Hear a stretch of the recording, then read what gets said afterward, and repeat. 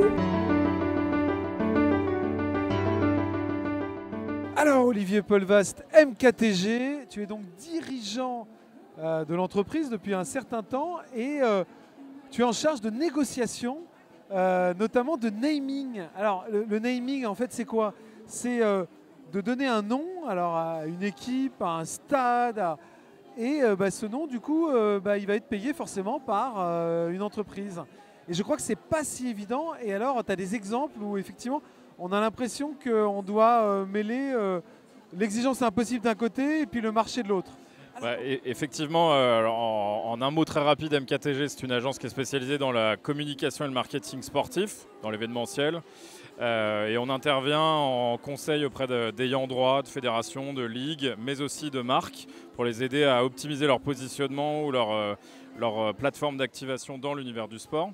Et effectivement, à ce titre, on est intervenu sur un certain nombre de deals de naming qui sont très à la mode et en même temps très complexes, effectivement, puisque monter sur l'exemple de ce qui peut se faire sur le marché nord-américain, par exemple, ou en Allemagne, qui a un peu plus d'historique, ou en Angleterre également. Le marché français n'est pas encore complètement mature sur le sujet, donc effectivement, c'est des deals qui sont complexes, qui sont longs, parce qu'ils engagent souvent les entreprises sur des deals de longue durée. On parle de durée d'une dizaine d'années en règle générale sur des stades. Ça peut être même davantage. Aux États-Unis, le dernier gros deal de naming sur le stade d'Atlanta est un deal sur 25 ans. Oui. Donc c'est oui, forcément des deals très engageants, donc complexes à monter. Ouais. Alors sur la négociation, si on prend des exemples de négociations, quelles ont pu être les difficultés et puis les enseignements qu'on peut en retirer? Les difficultés majeures, c'est justement d'arriver à faire coïncider des enjeux qui ne sont pas du tout les mêmes du côté de l'entreprise qui envisage de se positionner comme namer d'une compétition ou d'un stade ou d'une équipe cycliste, par exemple. Ça existe depuis longtemps.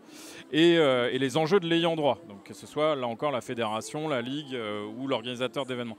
Eux ont des enjeux d'exploitation qui sont connectés à un business model, donc finalement parfois un peu hypothétique dans la manière de concevoir les choses, et souvent qui s'appuient sur des benchmarks internationaux. Et une marque qui, elle, regarde ce qui se fait sur son marché domestique et qui a l'habitude de négocier pour le coup sur son cœur de métier et qui a des pratiques de négociation qui ne sont pas du tout les mêmes. Donc nous, notre rôle en tant qu'agence conseil, c'est justement de faire l'interface entre les deux et d'arriver à faire en sorte de faire coïncider ces enjeux marketing et business et en même temps d'arriver à trouver un terrain d'entente sur des engagements budgétaires. Alors c'est quoi les trucs et astuces pour y arriver? Parce que ça a l'air compliqué quand même de se dire, tiens, il y en a un qui se dit je vais vendre ça à 10 et puis l'autre de toute façon le marché c'est à 7. Comment on fait?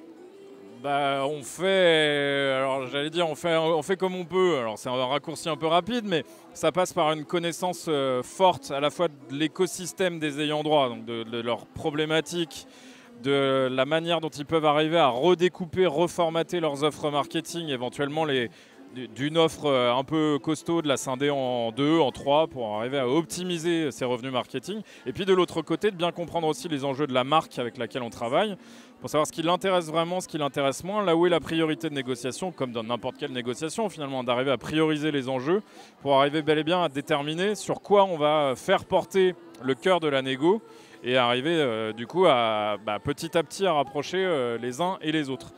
Après, quels sont les trucs et astuces? C'est d'arriver à trouver suffisamment de souplesse et de finesse, je dirais, dans les échanges avec les uns et les autres pour justement trouver la fibre un peu humaine dans un truc qui n'est pas du tout humain au départ, qui est juste une problématique de business. Pour faire en sorte de ne jamais rompre le fil de la négociation qui peut durer très longtemps sur des deals qui sont très structurants. On parle de plusieurs dizaines de millions d'euros.